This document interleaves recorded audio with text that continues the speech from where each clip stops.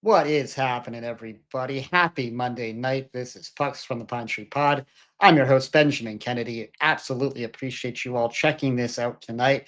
We have got ourselves a couple of conference finals matchups, all gift wrapped, ready to go. Man, the hockey gods, they were kind. They were generous this year. It is Christmas in May. These matchups are going to be absolutely awesome. Cannot wait for tomorrow night. Gonna be a lot of fun, man. I don't really care who wins or loses. I really don't have a dog in any of these fights here, but these are going to be two excellent series, and whatever cup final we get is going to be just amazing, in my opinion. I cannot wait. But before we talk about all the good, we have to talk about a little bit of the bad that we saw last night. Oh, ugly up in Toronto. Ugly, ugly, ugly. Disappointing, irresponsible, unacceptable. I mean, I don't know what terms you use if you're a Toronto Maple Leafs fan today. Just gross. What was that? I mean, what time did we waste watching that game last night? Just stunning. Absolutely stunning to me. And listen, I know I've seen this a lot in my life. Maple Leafs losing in a game seven. We've all seen it a lot lately. But how can you be so ill prepared for a game seven on your home ice against an opponent in your division that you know so well, especially coming off the heels of losing game five in your own building? Like, what lessons did you not learn from game five? I was just so hoping for an epic one goal game coming down to the wire. That's, of course, what we all, non Florida, non Toronto fans wanted. But I, I mean, I shouldn't be surprised, right? The Maple Leafs do this kind of stuff every single playoff. Austin Matthews, post game, last night, some of his comments, not sitting well, not aging well today, that's for sure. First year as a captain. Listen, we know it's hard to be in front of a mic.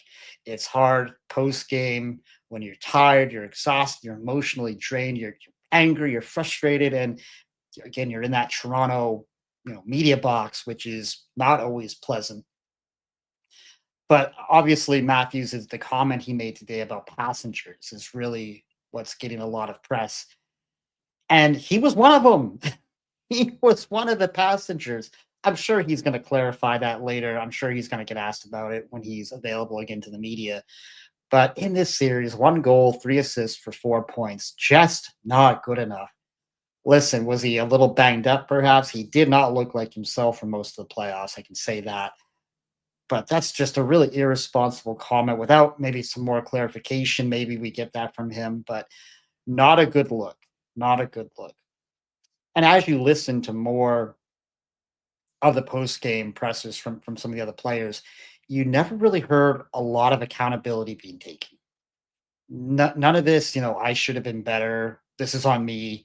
Um, I needed to do more out there. It was all just kind of fluff, Really disappointed. I think that was an opportunity for Matthews as a captain to kind of just take the bullets, right? Say, hey, I needed to do more. I needed to be better. I needed to be the leader that led this thing, and I didn't get it done for my team. Whether he believes it or not, right? Just say it because that's what you need to do as a captain of this team with this history and now with this next disappointment in line. Just awful, awful, awful, awful. We're going to talk more about Toronto as we get into the summer, as we do team previews, and as we look at free agency. But no doubt there's going to be a lot of changes for this club coming forward. I do believe we've seen the last of Mitch Marner in Toronto. I don't know about John Tavares. I mean, he's a Toronto guy. I think he loves being there. You wonder if he'll take a big, deep discount to stay. Not sure. And what about Brendan Shanahan? I mean, is he as good as gone at this point? Do they have to move on from him as an organization? I don't know. Won't be shocked though if he's gone. I do believe, though. I mean, the silver lining here for Toronto is you have the right head coach, man. Like Craig Berube is an awesome head coach. He can fix this. I think with the right relationship with Trey Living as a GM, they started to fix it this year. I think they did make progress this year. I think you have the right coach that can get this thing over the finish line eventually. But man, the mix in the room has got to change. And quite honestly, I never thought I'd say this. I feel bad for Maple Leaf fans. I actually do. Like last night, as much as the hockey world can pick on them and point their fingers and laugh and chuckle at just obviously calling them like the Cowboys of the NHL, right? I actually feel bad for them. What do you do? How should you be feeling if you're a Maple Leaf fan right now? I'm not into the whole burning jerseys, and I don't mind some booing. I mean, I think the team definitely deserved a few boos last night and in Game 5, but I'm not going to go as far as burning, a $250, $300 jersey out of anger. Have I picked up chairs before and thrown them at walls? Yeah, yeah. Have I broken a refrigerator door after a Bruins loss? Yeah, I've done that too. So I get the emotion. But man, I just feel so bad for these guys. Anyway, we're gonna move on. We're gonna talk about something better. Just want to kind of quickly uh, address what we saw last night. It just oof, ugly, ugly, ugly. So we're stepping into the conference finals starting tomorrow night with the East. Cannot wait. Not that anybody cares, but my picks so far in the playoffs through 12 series, I'm 7-5. So I am in the positive. I was 5-3 in the first round, 2-2 in the second round. So we're going to start here with the East. We have Florida and Carolina. We're going to just do a quick dive into a few numbers. I hate to data dump on you guys, but I'm just going to kind of fly through some of these numbers here to give us a sense of what we're looking at. Goals for, and these are just playoff numbers, by the way, just the playoffs. Goals for, Florida's at 3.75. Carolina's at 3.40. Goals against, Florida 2.42. Carolina at a 1.80.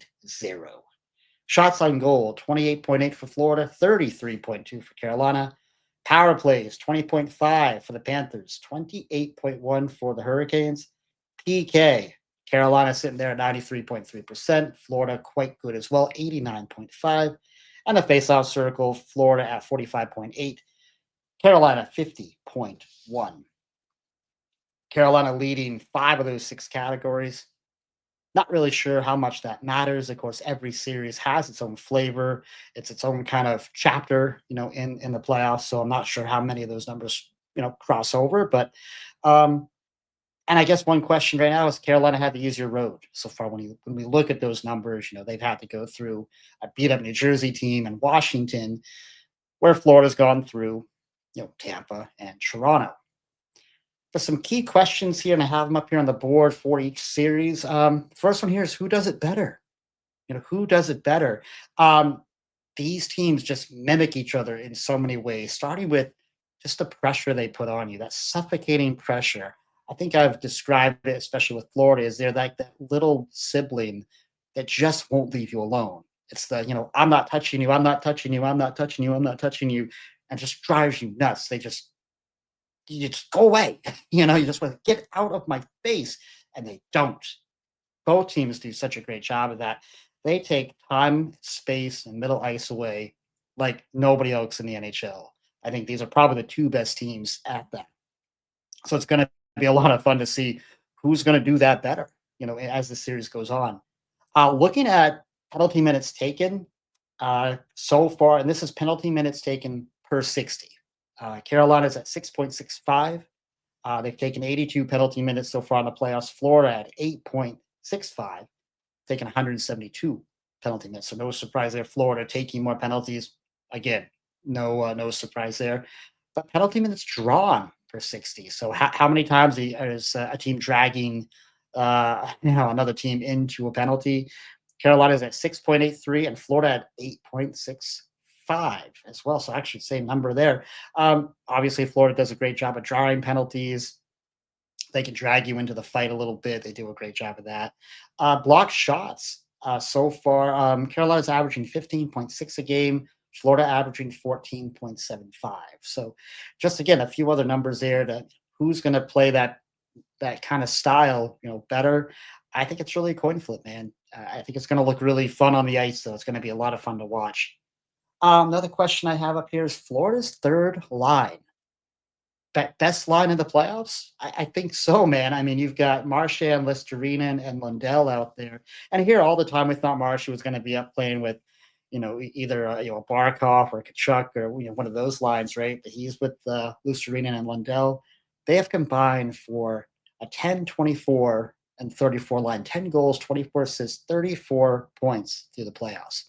And they have been major difference makers. They were a huge difference maker in that series against Toronto. Of course, Brad Marchand just doing Brad Marchand like things. 3 points last night in a closeout game 7 against Toronto. Doesn't matter what jersey he's wearing. Doesn't matter what logo is on his chest. He sees Toronto on the other side and he just goes for it. Will that continue though? Will Carolina be able to do anything to stifle them, to take them off their game because they've been so important so far for Florida? I think that's something to watch. A little side note here, of course, too, is going back to the Bruins trading Marchand to Florida. That pick that they got does turn in now to a first rounder officially. Um, that was part of the deal was Florida getting to the conference final. They did that, so that pick now turns into a first rounder. So Bruins fans, you can breathe a sigh of relief. You don't have to cheer for Florida anymore if you don't want to, right? Question number 3 here. Matt Kachuk. Yeah, a little bit quiet, right? Didn't really seem to see him too much in that series against Toronto. Listen, through 12 games, 3 goals, 6 assists for 9 points, so not awful. A little under a point per game. But so far in the playoffs, only 17 shots for him. Not the typical Matt Kachuk that you see now. Florida's a very deep team. He doesn't have to do all the things all the time, but you do expect to see more out of him. I think if I'm the Hurricanes, I just don't poke the bear over there. Just don't get into any scuffles with him. Don't get him going, right? Like just let him do his thing. Focus on your team defense, and we'll see. But I'll be curious if Kachuk doesn't come out and make a splash here as we get into this series. Question number 4: Frederik Andersen. Can he continue his dominant play? Listen, these numbers are off the charts. 1.36 goals against average and a 937 save percentage. And more important than that, and any other number, he's healthy. He's still skating. He's still out there, man. This guy takes so many injuries. It's so great to see him as healthy as he is. I hope he can stay, that way and finish up, however long they stay on the ice. I think he's really important. When he's healthy, he's great. It's like just you got to be available. And so far, so good. This will clearly be the best team that he's faced in these playoffs. I mean, New Jersey, obviously, their offense was so beat up with no Jack Hughes. And Carolina did such a great job of shutting Washington out, not allowing them any shots, not allowing any of their offense to get going. So I don't want to say it was an easy series for Anderson, but that Carolina defense really allowed him to get into a good, comfortable zone. And when he was challenged, he stood up. So, will that continue versus a very different team stylistically in Florida as to what they've seen so far? I think that will be something to watch. And the last question, and this is really only a question, I think, for game 1, is has the little bit of time off, um, is that good or bad for Carolina? Now, they haven't played since Thursday, the 15th. So it hasn't been that many days. It'll be 5 days when you get to tomorrow. Of course, Florida, you know, played last night, traveled. Now they're just going to be a couple days out and back to it. So more of a regular schedule for Florida. Um, is any worry, though, about this layoff, or is the rest a benefit this time of year? I kind of lean on the side it's a benefit. I mean, I do feel like with Carolina, they're one of the most probably well-conditioned teams out there. I mean, if you play for Rob Brindamore, you've got to be in shape. And I think at this point in the year, they're very much in shape. Listen, maybe the first 10 minutes might be a little rough as they kind of get their skates back underneath them. But Brindamore teams tend to start on time. I'm not really all that worried about it. So prediction time.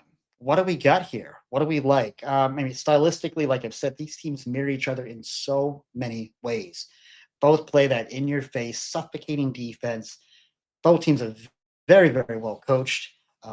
Both Maurice and Brindamore will have those teams ready to go, starting on time. both are great at making in-game adjustments, both in game and in series. So you're going to see a lot of good there. And I don't think either one of these coaches are going to outcoach each other. Basically, they're both, I think, up for the challenge. Maybe you trust Bobrovsky slightly more than Anderson, and that might just be because Bob's won a cup, just last year. But both goalies are playing well. I think Anderson might be playing a little bit sharper, but both can certainly be trusted. I do feel like Florida's offense is just a little bit deeper, and I do feel like they can beat you in a variety of ways. They can absolutely get you out of your game, get you off your skis a little bit. If Carolina's going to win this series, they need to stay to what they're good at. Stick to your game. I know it's easier said than done when you play a Florida team, but stick to what you do well. Don't play into Florida's little nonsense post whistle stuff that they do, their little skirmishes. Just, keep your composure, take your shots at them when you need to, physically, but don't play into that and keep your shots on goal high. You're a shot generation team. Keep that going. Make Bob work. Make him work. Keep firing those shots at him. Listen, recency bias tells me to trust Florida more in this spot. It just does. And listen, man, I have picked against Carolina in every round, even into the regular season. I didn't have them in the playoffs, man. They've made me look really, really silly. Um, Getting up for three straight finals appearances, that's hard, man. That's hard to get the three straight cups. Um, it's very difficult. So I'm going Carolina, picking Carolina. I can't say I'm super confident about it. I do think it's a bit of a coin flip series, but I have got Carolina in 7. Moving on, let's go out west, everybody. Let's go out west. We have got Edmonton Oilers and the Dallas Stars. Take a peek at these numbers real quick. Goals for Edmonton 3.91, Dallas 2.62. Goals against per game, Edmonton at 3.09, Dallas at 2.92. Shots on goal, Edmonton 32.8, Dallas at 24.8. So slight advantage there. Power play for Edmonton 25%, Dallas at 30.8. PK, Edmonton at 66.7, Dallas at 86.1. And the face-off dot, fairly even here. Edmonton at 50.4%, Dallas at 50.8. So there's your numbers there. Yeah, I mean, some key differences that we'll talk about as we go through this. But first question I have here is shot generation for Dallas. We just read that off. They're generating only 24.8 shots per playoff game versus Edmonton at 32.8. Of course, Dallas coming off series against Colorado and Winnipeg, so kind of a tough road there. And listen, Edmonton, their defense has played, I think, better than expected so far. But should we expect Dallas to find an easier road now ahead to get shots on goal on this defense in particular, on this goaltender in particular? I mean, again, their offense also just at 2.62. They're going to generate more. Can you do that against Skinner? Can you do that against this offense? I do think getting volume on Edmonton's goaltenders is going to be absolutely key. Skinner's coming up 2 shutouts. I get that. He's looked good. When Pickett's out there, he's looked pretty good. But if there's a kink, a crink in the armor, so to speak, for Edmonton, I do think eventually it is goaltending. And I think if you can attack it, don't let Edmonton, you know, um, play that style that they have, like their defense. Beat that defense and get shots on goal. I think Dallas has to do a better job of that if they're going to get to the Stanley Cup and get by the Edmonton Oilers this time. Question number 2: are we worried about Jason Roberson? Yes, missed some time there early in the playoffs. Played 6 games, only 1 assist in those 6 games, averaging 14 minutes and 55 seconds time on ice. That is down from the regular season where he was at 17.48. So maybe that's a little bit of getting his legs. Maybe it's more situational. I'm not really sure. Only 8 shots, though. In 6 games, he's only had 8 shots. That's a concern. He's a big-time player, big-time piece of that offense. And again, looking at those numbers, shots on goal and your goals per game in the playoffs, getting Robertson going is going to be a big deal. And I think if you're Dallas, you got to find ways to get him involved. You got to find ways to keep him active. Um, you're going to need more out of him. I think if you want to win this series for sure. Question number three, specialty teams here. Special teams advantage. Listen, we looked at the numbers, right? I mean, we have, Dallas at a uh, 30.8% on the power play versus 25 for Edmonton. So a nice advantage there for Dallas. But it's the penalty kill that's the real difference. 66.7% for Edmonton. That's a tough number, man. That's a tough number. Luckily for Edmonton, they've only taken 87 penalty minutes in the playoffs. It's 7.9 per game versus what Dallas has taken 140. That averages out to 10.77. So Edmonton has been playing good, clean hockey. Man, I think you have to continue that if you're the Oilers. Stay out of the penalty box. That PK is that's a scary number. And as much as Skinner again has played well the last couple games, how much do you really trust him? You got this offense in Dallas, man. When they're on the PP, they are so hot. You want to avoid that. I think that's going to be a real key for the Oilers in this series. I do feel like Dallas has a bit of an advantage when it comes to special teams. Question number four. Where is Mattias Ekholm? Good news. He did fully participate in practice today. First practice since his injury. So that's really, really good news for Edmonton. Most reports that you read still have him out to start the series, maybe the first game or two. Of course, Coach Knobloch saying that he does expect to see him in this series. So that's good news if he can survive the first couple of games. But obviously, man, a major, major difference maker for this club, for this defensive unit. As we've said earlier, the Edmonton, their defensive units have played pretty well. They played above what we expected them to play. I think you have to give so much credit to, Paul Coffey, one of their assistant coaches, and that group. It's, I think the collective has been better than kind of what do they say, the sum of the parts or whatever the term is. You look at their roster, it's like kind of a home defense, but they've played all right. Can they hold up? Can they hold up until that home gets back? So far, so good. I thought it would really affect them earlier on in the playoffs. Part of why I had the Kings beating them in the first round is, Ekholm's a difference maker, not there, but looks like he might be on the way back.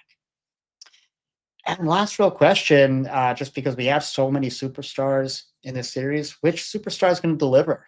Who do we have here? I mean, obviously you have Connor McDavid, 3 goals, 14 assists for 17 points. He's averaging 1.55 points per game in the playoffs.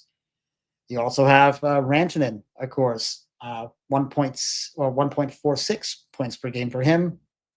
9 goals, 10 assists for 19 points as he continues his revenge tour.